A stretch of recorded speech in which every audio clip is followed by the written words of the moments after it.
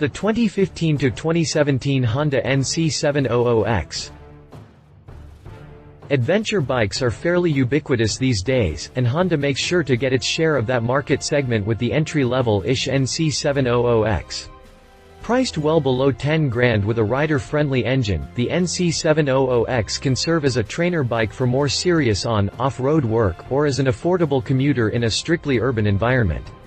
Naturally, as new genres develop, the first development race is to get something in the market that will establish a toehold, then the onus is on refining the product and looking for an edge in the resulting arms race, as it were. The Red Rider engineers and designers cut their teeth on bigger, badder rides, and now are dropping back a bit to try and grab customers who aren't liable to ride across some African desert or some such. Join me as I take a look at this effort and see what lessons Honda learned on the big bikes, and what features made the jump downhill. Continue reading for me. Review of the Honda NC700X. Design. They say that adventure is just hardship with an overdeveloped sense of self, and I've reached an age where I tend to agree with that assessment more and more. Having said that, it's really something of a misnomer. Most adventure bikes are the two-wheel equivalent of soccer mom SUVs that are never meant to see terrain rougher that one encounters in the grass median. So it is with the NC700X. Lest you think I'm being too critical, understand that I'm just making a point, and though this is not a baby Africa Twin, it is a spectacular commuter bike. A fairly tall windshield together with the midsize front fairing creates the pocket of protection, and vents in the windshield relieve the vacuum a bit to help reduce head buffeting. RWU forks mount a compact front fender between the blackout sliders with a vestigial bird's beak that gives the bike a bit of an off-road look, but little in the way of functionality, unless the function is to make it look like it's more dirt-tastic than it really is, in which case, mission accomplished. Honda. Moving aft we have bars with little rise or pullback to speak of ahead of the fuel tank bump. I call it a bump because it isn't actually a tank at all, but a flip-open storage compartment capable of holding one full-face helmet. Although the tank is a lie, it describes the flylines that define the genre and looks natural enough till you notice the seam. In case you're wondering, the actual 3.7-gallon fuel tank is below the rider's butt and the fill is underneath the flip-up pillion pad. Large grab rails and a tucked-under taillight housing finish the tail with standoff turn signals on the rear mudguard. Flip-up passenger footpegs complete the ensemble for your human cargo, and the rider triangle puts the pilot's feet under his butt, but well below the jockey position, so it's easy to comfortably control the bike from a standing position. Speaking of comfort, that's one quality you will hear over and over from riders, which is a good argument for using this ride as a commuter. Work is supposed to be tiring. Getting back and forth to work, not so much. Chassis. A truss-type frame made of steel tubing makes up the bone structure with a steel, yoke-style, two-side swing arm that runs with a plain, but strong, rectangular cross-section and straight arms. Steering head layout kicks the 41mm forks out at a 27-degree angle with 4.3 inches of trail, numbers that provide a stable ride with ample slow-speed maneuverability. To keep the rear end clean and center of gravity low, the designers tuck the rear monoshock away beneath the bike well out of sight. One has only to look at the suspension travel numbers to see the true intended purpose of the bike. The 5.4 inches up front and 5.9 inches in back are undeniably plush for urban jungle work, but don't quite get into proper multi-surface ranges. Cast rims mount the 17-inch hoops with a 120/70ths and 160/60ths on the front and rear, respectively. The struts and hoops hold the seat up at 32.7 inches off the ground, which is high enough to put the shorter inseams on tiptoes, but the low center of gravity doesn't make it too terribly uncomfortable to manage the 474-pound wet weight, and anyone over 5'9" or so should be able to flatfoot it with both feet, no problem. A single, 320mm wave-cut disc and twin-pot binder slows the front wheel, and a 240mm disc and uni-pot caliper manages the rear with no brake mixing or ABS to complicate the works, at least on the standard model, but the DCT version does have ABS, so if you feel you need that safety net, you gotta go with the automatic transmission. Drivetrain.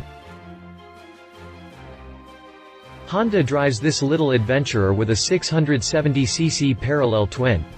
Liquid cooling and PGM fuel injection help it meet EPA and CARB standards for universal use in the States. A 36mm throttle body feeds the slightly undersquare beast with its 73mm bore and 80mm stroke, and the 10.7:1 compression ratio is warm enough to call for mid-grade pusholing, and a single overhead cam times the 4 valves in each combustion chamber. Simple, but effective.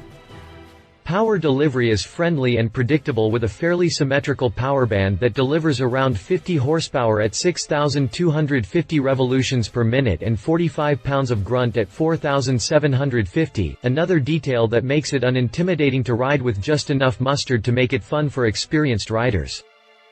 We have a couple of options at the gearbox here folks.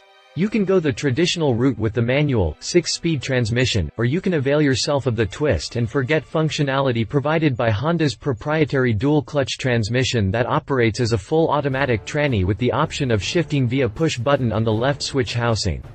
One neat thing with the push-button shifter is you don't have to roll off the throttle as you would a manual tranny, just peg it and go. Easy peasy, and good for folks unable to manage the old clutch and toe setup on most full-size bikes out there for whatever reason. In case you were wondering, too lazy to shift is a viable reason. Wink, nudge. Pricing. Score a standard NC700X for $7,699 in candy red or the DCT ABS version for a mere $6 more at $8,299 for 2017. This comes with a 12-month, unlimited mileage warranty that can be extended with Honda's Protection Plan program. Competitors. Contests between established genres become more of a game of inches than yards, and so I picked one of Honda's traditional foes and went with the V-Strom 650 from Suzuki, a ride with more in common with the NC700X than not, so let's get started. The V-Strom 650 borrows heavily from the look and layout of its bigger brother the V-Strom 1000, and fits well within the adventure bike mold looks-wise. Suzuki's bird's beak fairing is a little more sincere than Honda's, and while the V-Strom's windscreen is a bit smaller, it's adjustable and will fit a wider range of body types and preferences. I realize aesthetics are subjective, but I prefer the softer lines of the V-Strom to the more angular Honda. Suspension isn't terribly sophisticated on either ride, but Suzuki blessed the V-Strom with preload adjustable, 43mm front forks with rebound damping and preload adjustment in back as well. Better than nothing. The V-Strom carries more serious brakes as well with a pair of 310mm discs up front to go with the 260mm in back, and ABS is available without being forced to bundle it with a transmission choice that many may not be on board with, as on the Honda. So far, we have a bit of a tit-for-tat with a slight advantage to Suzuki, but the Red Riders take a beating when we look at the power plants. Honda carries a few extra cubes at 670cc versus the 645cc V-Strom. Raw power numbers shows Suzuki's V-twin cranking out around 66 ponies with 44 pounds of grunt, around the same torque but 16 horsepower more than the Honda. Compounding Honda's problem is the fact that Suzuki runs its dual-throttle valve in the intake that moderates the difference between power supply and demand, and Suzuki's traction control and idle speed control just adds insult to injury. Honda gets a win at the till by the slimmest of margins by staying a bill below the V-Strom's approximate $8,399 tag, with ABS. I say approximate because the 2017 price has yet to be released by Suzuki, but I'll bet you that price won't drift far if it goes anywhere at all. He said.